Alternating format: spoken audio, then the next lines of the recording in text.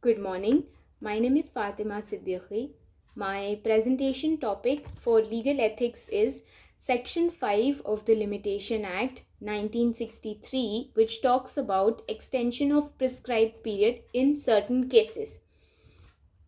According to Section 5, any appeal or an application other than an application under any of the provisions of Order 21 of the CPC 1908 may be admitted after the prescribed period if the appellant or the applicant satisfies the court that he had sufficient cause for not preferring the appeal or making the application within such period. This was the language of the Bare Act. In simple words, if you're asked to explain Section 5, so we will say that first of all, Section 5 talks about condonation of delay. Now, what kind of delay? Delay in filing an application or an appeal within the prescribed time limit. If there is a delay in filing an appeal or an application before the court of law within a prescribed time limit, then the person has to give an application to the court for the condonement, for the delay, providing giving a sufficient reasoning, sufficient cause for what reason was the delay all about. So the person has to mention a proper reason, has to mention a sufficient reason, and if the court is satisfied with the reason, then the court will allow for his condonement, and if the court is unsatisfied, if the court is not satisfied, then the court will reject his or her application. Now, if we take an example to explain this, there is a person A and he files an application before the court of law in the month of January 2019, 1st January 2019. So his cause of action arised on 1st January 2019, and his prescribed time limit was for 3 months till 31st March 2019. So from 1st January to 31st March 2019 was his prescribed time limit.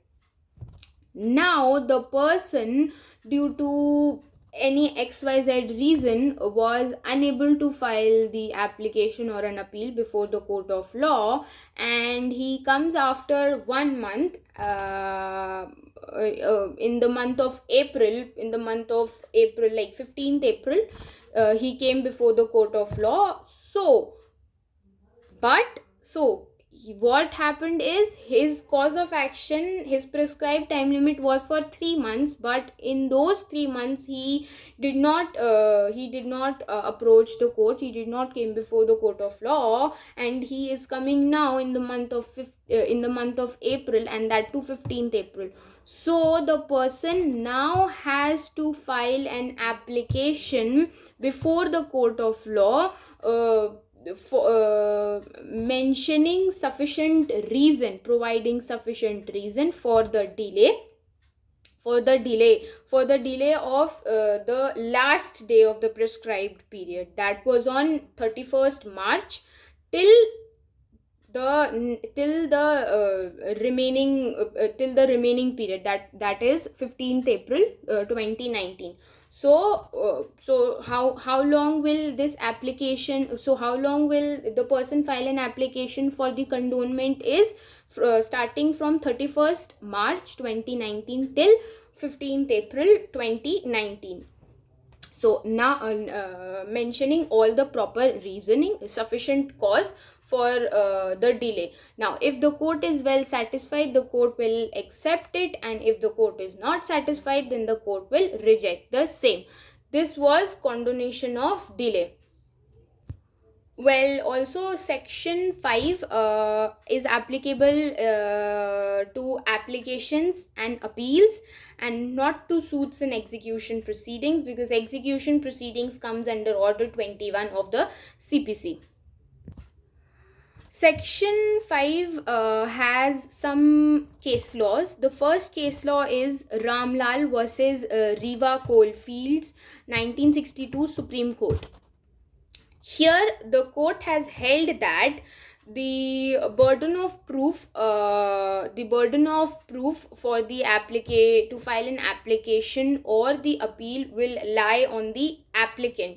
So the applicant has to mention all the sufficient reasoning, has to mention all the sufficient cause for the delay. The burden of proof will lie on the applicant.